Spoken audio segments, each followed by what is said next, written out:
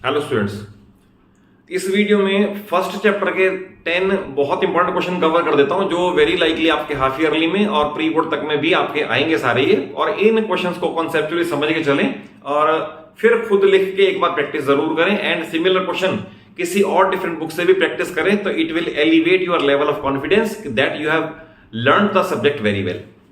देखिए आपने बुक में ये तो कर लिया question, prove that root 2 is irrational, root 3 is irrational, root 5 is irrational.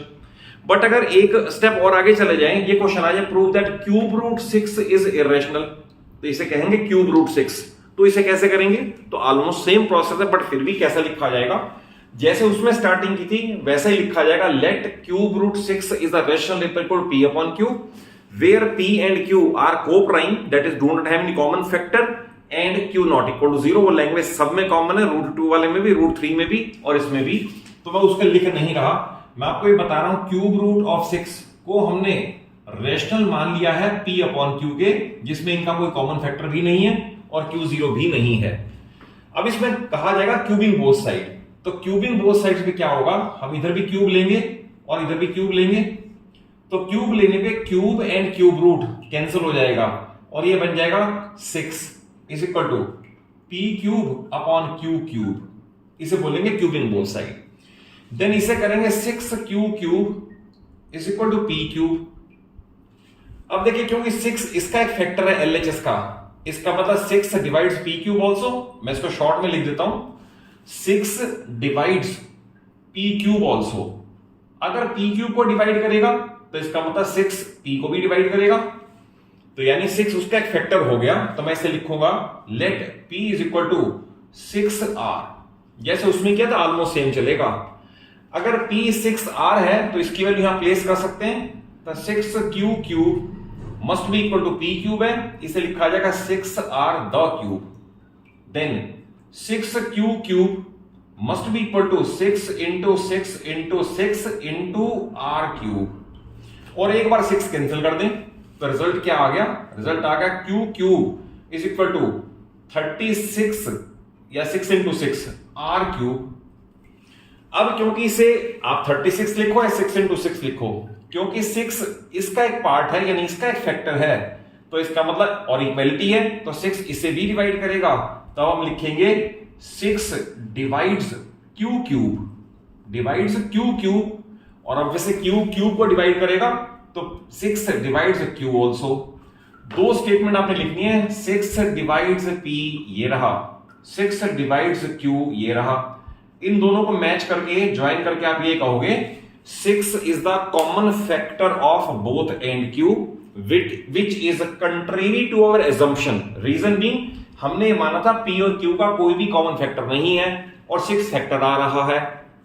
Therefore our supposition is wrong, यानी हमने क्या माना था? हमने इसे रैशनल मान लिया था। ऑब्वियस है रैशनल नहीं है तो इरेशनल है। ये इसका कंप्लीट प्रूफ है। Then I prove that root p plus root q is irrational if p and q are prime। तो देखिए ऐसे वाले में क्या करना है, फिर कॉन्ट्रडिक्शन से होगा। हम लिखेंगे let root p plus root q is a rational number a upon b। तो इस बार लिखना है इस तरह से, root p plus root q is a rational number a upon b। फिर लैंग्वेज सेम है कि a and b are co-prime, they do not have any common factor and b not equal to 0। ये mention जरूर करना है। Then इसके बाद इसका लिखा जाएगा squaring both side like this. तो स्क्वायरिंग बोथ साइड से a स्क्वायर यानी कि p, b स्क्वायर यानी कि q, 2ab it means 2pq root like this is equal to a square upon b square और 2pq root is equal to a square upon b square minus p और minus q। और next step में हम इस तरह से लिखेंगे pq root should be equal to, rather इसका एलसीएम ले लो और अच्छी बात है, अपॉन 1 करके एलसीएम भी ले लो। ये बनेगा b स्क्वायर, ये बनेगा a square minus p b square minus q b square. और नेक्स्ट वाले में जब 2 था ना, 2 में अपॉन में ला रहा हूं, तो इन शॉर्ट आपको बता दिया मैंने क्या लिखा, pq root is equal to ये बनेगा a square minus p a square b square minus q b square upon 2b square. तो इसमें करना क्या है आपने, कॉन्ट्रडिक्शन क्या है, आपने लिखना है कि राइट हैंड साइड पे a p q ये सारे और 2b, ये सारे क्या है? रैशनल्स। तो राइट हैंड साइड क्या है? रैशनल। अब p और q का कोई कॉमन फैक्टर तो है नहीं, दोनों ही प्राइम नंबर है, तो प्राइम नंबर कभी भी पेयर बना के बाहर नहीं आ सकते, तो ये क्या रहेगा? इर्रेशनल। तो आपको ये सारा एक्सप्लेन करना है कि RHS तो रैशनल है और LHS इर्रेशनल है, because by the property of uniqueness of a number कोई भी रैशनल नंबर इर्रेशनल के इक्वल नहीं हो सकता। फिर वही लिखा जाएगा therefore our supposition is wrong, हमने माना था वो रैशनल है, इसका मतलब इर्रेशनल है, तो इसका कंप्लीट प्रूफ है। क्वेश्चन नंबर 3 में देखा, अगर m एक नंबर ये हो, n एक नंबर ये हो, तो इनका HCF भी निकालना है और LCM भी निकालना है। तो सिंपल इसमें रूल बता दूं, अगर आपने इनका निकालना है HCF, तो HCF is highest common factor, यानी जो दोनों दे सकते हैं। तो इसमें x की पावर 1 और x की पावर 2, तो एक x की पावर दोनों दे सकते हैं, तो ये हाईएस्ट कॉमन फैक्टर में ये ले लिया। देन y की पावर 1, y की पावर 3, तो y की पावर 1 दोनों दे सकते हैं, तो एक ले लिया। z की पावर 2 एंड z की पावर 5, तो दोनों जो दे सकते हैं वो z की पावर 2 है, तो इट मींस HCF आएगा x y z square, x y z square. Then इसका पूछा हुआ LCM, तो LCM में जो रिपीटेड फैक्टर्स हैं उनकी हायर डिग्री, पावर 1 पावर 2, तो हायर डिग्री 2 है, into power 1 power 3, higher degree 3 है ये, और पावर 2 पावर 5, तो हायर डिग्री z की पावर 5 है। तो बस इतना सा इसका सोल्यूशन है। याद ये रखना कि HCF में जो कॉमन फैक्टर हैं उनकी लीस्ट पावर और LCM में उनकी हाईएस्ट पावर। तो इस तरह से इन दोनों का सोल्यूशन HCF और LCM का ये निकल आया। नेक्स्ट है find least number which is divisible by all number from 1 to 20। तो ऐसा कौन सा छोटे से छोटा नंबर है जो 1 से 20 तक सबसे डिवाइड हो जाए। जैसे मान लो अगर सपोज मैं कहूं 100, तो 110 से डिवाइड तो हो जाएगा, और लेट अस से 5 से भी हो जाएगा, बट 3 से तो नहीं होता। तो अब इसे क्या करना है? Least means LCM। तो आपने क्या करना है? 1 से लेकर 10 तक, 1 2 3 4 5 6 7 8 9 और 10 आपने लिख लिया। अब इसका निकालना है LCM। तो LCM निकालने के लिए आप ये रूल समझ लो कि आप इसको लास्ट पे 1 1 1 तक लाओगे। जैसे मैं स्टार्ट करूं 2 से, तो ये 1 है, ये 1 हो गया, ये 3 रहेगा, ये 2, ये 5, ये 3 7 4 9 और ये 5। लाइकवाइज अभी भी 2 वाला बचा हुआ है, 2 से 1 1, ये 3 रहेगा, ये 1, ये 5 3 7 2 9 5। आप इसी प्रोसेस से 3 को एलिमिनेट करोगे, 5 को करोगे, 7 को करोगे, और उन सब का आपको लेना है प्रोडक्ट। मैं शॉर्ट में बता रहा हूं क्योंकि कम से कम टाइम में ज्यादा नॉलेज देना मेरा पर्पस है। इस प्रोसेस को तब तक जाओगे जब तक सारे 1 1 1 1 1 ना हो जाएं, और जो ये इधर फैक्टर्स आ जाएंगे ना उनका प्रोडक्ट कर लेना, और प्रोडक्ट आएगा 2520, और which is the answer and one of the most important question for half yearly purpose. तो LCM लेना है, LCM कैसे लेना है वो बता दिया, रिजल्ट क्या आएगा वो बता दिया। नेक्स्ट क्वेश्चन नंबर 5 भी 1 मार्कर में इंपॉर्टेंट है।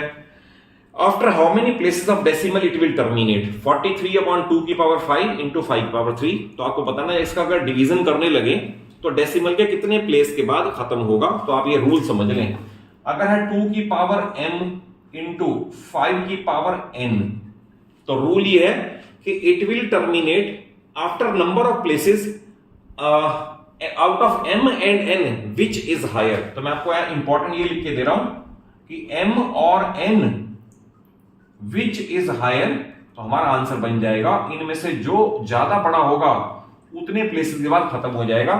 तो 2 की पावर 5, 5 की पावर 3, तो हायर है 5, तो इसका आंसर है therefore after 5 places of decimal, after 5 places of decimal expansion it will terminate, it will terminate। तो इस तरह से ये आप सारे क्वेश्चन प्रिपेयर कर लें और आपको हाफ ईयरली तक के लिए इन क्वेश्चंस में बड़ी हेल्प हो जाएगी। देखिए 6th क्वेश्चन में यह there are 576 boys and 448 girls in a school, find minimum number of section having equal students either of boys और ऑफ गर्ल्स। इसमें बहुत सारे स्टूडेंट ये गलती करते हैं कि minimum means least, least means LCM, इनका कैलकुलेट कर लेंगे LCM, सारा क्वेश्चन बेकार हो जाएगा। पहले तो आप ये समझ लो कि HCF का आंसर छोटा होता है, एलसीएम का आंसर बड़ा होता है। आप बाय कॉमन सेंस सोच लो कि इन दोनों का अगर एलसीएम निकालूं और लेटर से 80,000 90,000 आ जाए, 1 लाख आ जाए, बड़ी फिगर आएगी, ऑब्वियस है।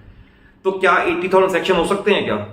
तो कई बार वर्ड से हिंट मिलता है और कई बार वर्ड से कंफ्यूजन होता है कि एलसीएम का क्वेश्चन है एचसीएफ का। तो आपने इसमें क्या करना है, इस केस में इतने बॉयज इतने गर्ल्स हैं, तो पहले आप इनका एचसीएफ निकालेंगे। तो वी फाइंड एचसीएफ ऑफ दोनों का 576 एंड 448। अब आप एचसीएफ के दोनों मेथड हैं, टाइम वेस्ट नहीं करते, या तो आप कैलकुलेट कर लोगे बाय प्राइम फैक्टराइजेशन मेथड और इधर by Euclid division lemma process. तो जैसे भी कर लोगे इन दोनों का एचसीएफ आ जाएगा, इन दोनों में एचसीएफ आएगा 78 शायद 70 नहीं, एचसीएफ आएगा 64। मैंने कैलकुलेट नहीं किया, ये सॉल्यूशन में है 64 दे रखा है, 64 इसका आएगा एचसीएफ। क्लियर? पहले ये कैलकुलेट करना है। अब इट मीन 64 इसको भी डिवाइड कर रहा है, इसको भी डिवाइड कर रहा है, ये मीनिंग पता होना चाहिए। तो यानी अगर हम करेंगे number of sections for boys, number of sections for boys, तो अब आप देखोगे कि बॉयज हैं टोटल 576 और एक सेक्शन में 64 आ रहे हैं, क्योंकि ये इसका एचसीएफ है, डिविजिबल है इससे। तो 576 डिवाइडेड बाय 64 ये आएगा 9, एग्जैक्ट डिवाइड करना चाहिए। फिर आएगा number of sections for girls, तो गर्ल्स में आपको पास वो है 448 और 64 ईच सेक्शन में है, इसे भी डिवाइड करेंगे। 448 डिवाइडेड बाय 64 ये आएगा 7। तो दैट इज 9 सेक्शन बॉयज के, 6 गर्ल्स के, तो टोटल 16 सेक्शंस बनेंगे और ये आंसर मैंने यहां मार्क कर रखा है। तो कैसे केस में एचसीएफ करना है, ना कि एलसीएम। ओके, ये क्वेश्चन भी बड़ा इंपॉर्टेंट है 1 मार्कर में। Can 2 numbers have 30 as HCF, 30 as HCF and 200 as LCM? तो आपको ये पता होना चाहिए कि HCF must be a factor of LCM, यानी ये फिगर इसको एग्जैक्टली डिवाइड करेगी तो पॉसिबल है, नहीं तो नहीं हो सकता। तो इस प्रॉपर्टी के बेस पे आप लिखोगे HCF must be a factor of LCM, क्योंकि 30 200 को पूरा डिवाइड नहीं हो सकता, नहीं कर सकता। इसका आंसर ये आएगा no any 2 numbers can have 30 as HCF and 200 LCM, हो ही नहीं सकता। तो इसका आंसर नो है। मैंने आपको लैंग्वेज में प्रोनाउंस कर दिया है, लिख इसको आप अपने आप लेना। नेक्स्ट है find LCM of smallest prime number. अब ध्यान रखना 1 को मत काउंट करना, 1 is neither prime nor composite, यहां बच्चे बहुत गलती करते हैं। तो स्मॉलेस्ट प्राइम नंबर पहले पता होना चाहिए। तो स्मॉलेस्ट प्राइम नंबर तो 2 है, तो smallest prime number is equal to, and smallest odd composite number, यानी कंपोजिट भी हो और ऑड भी हो। मान लो आप 5 ले लो, तो 5 ऑड तो है बट कंपोजिट नहीं है। आप 7 ले लो, नहीं है। 9 पहला नंबर आएगा जो कि ऑड भी है और कंपोजिट भी है, तो इसमें आएगा पहला ऑड कंपोजिट नंबर 9। ऑब्वियसली 9 और 2 का क्या निकालना है, एलसीएम। तो therefore LCM is equal to, दोनों ही मल्टीप्लाई हो जाएंगे, तो इसका आंसर आएगा 18। है छोटे क्वेश्चन है, बट अगर बेसिक ही नहीं पता होगा तो सारा गलत हो जाएगा। नेक्स्ट देखें, इसमें HCF of 2 number is 33, LCM is 264। When first number is divided by 2, then result is 33. What is the other number? तो देखिए पहले आप यहां से हिंट लें। फर्स्ट नंबर जो भी है, first number when divided by 2 gives the result 33. तो therefore फर्स्ट नंबर यहां से क्रॉस मल्टीप्लाई करके आ गया 66। फिर फार्मूला पता होना चाहिए, product of 2 numbers is equal to product of their LCM and HCF. तो ये फार्मूला अब काम आएगा। तो 2 नंबर में एक हमने जज कर दिया 66, एक हमें नहीं पता। एलसीएम का गिवन है 264 और एचसीएफ गिवन है 33। तो therefore other number n is equal to 264 into 33 upon 66, इसका कैंसिलेशन करके 2 और इसका कैंसिलेशन करके 132। तो देयरफॉर अदर नंबर इज 132 और ये मैंने यहां मार्क कर दिया है। ठीक है, next find largest number which divides this and this, leaving remainder 6 in each case. Obviously largest means highest, highest means HCF. But अगर आप इन्हीं का HCF निकालने बैठ जाओगे तो क्वेश्चन गलत हो जाएगा। रीजन बीइंग, अगर इनका HCF निकल गया तो रिमाइंडर 0 आएगा। तो जो रिमाइंडर आने वो पहले सब्ट्रैक्ट कर लो। तो आप इस तरह से लिखोगे 615 और 963 इन दोनों में से जो रिमाइंडर चाहिए वो लेस कर दो पहले। जैसे इसमें से लेस करोगे ये आ गया 609, इसमें से करोगे तो 957, ओके ये आ गया। अब आप इन दो नंबर का 957 एंड 609 का आप कैलकुलेट कर लो HCF। जैसे इसके अंदर इन दोनों का HCF कैलकुलेट करोगे, इनका आएगा HCF दो नंबर का, जो इस केस में एनी जो भी HCF आएगा, ध्यान रखना जो HCF आएगा ना वही हमारा आंसर बन जाएगा। उसका रीजन क्या है कि वो HCF जो फिगर आएगी वो जब इनको करेगी तो एग्जैक्टली डिवाइड करेगी, रिमाइंडर 0 आएगा। बट ये फिगर जो HCF आएगा इसे डिवाइड करेगा तो 6 रिमाइंडर जरूर बचेगा। HCF इसे एग्जैक्टली डिवाइड करेगी बट HCF जब इसे करेगा तो 6 रिमाइंडर जरूर बचेगा। तो ये आप इसे बेसिक कॉन्सेप्ट वाइज समझ लो कि जब भी ऐसा क्वेश्चन है leaving remainder in each case, तो रिमाइंडर वाली फिगर पहले ही लेस कर दो और बाकी नंबर्स का HCF कैलकुलेट कर लो, that will give you the answer. और अगर कॉन्सेप्ट वाइज समझ आया हो, वीडियो अच्छी लगे तो जरूर एक अच्छा सा लाइक दो, अपने सभी फ्रेंड्स को, सभी क्लासमेट्स को शेयर कर लो और चैनल सलूजा क्लासेस को जरूर सब्सक्राइब कर लो। रीजन बीइंग पूरी 9th और 10th फिजिक्स, केमिस्ट्री और मैथ्स बड़े इजी और स्मूथ वे में मैं आपको अपने चैनल पे प्रोवाइड करवा दूंगा और आपको कोई और हेल्प की नीड नहीं पड़ेगी। Thank you for watching the video.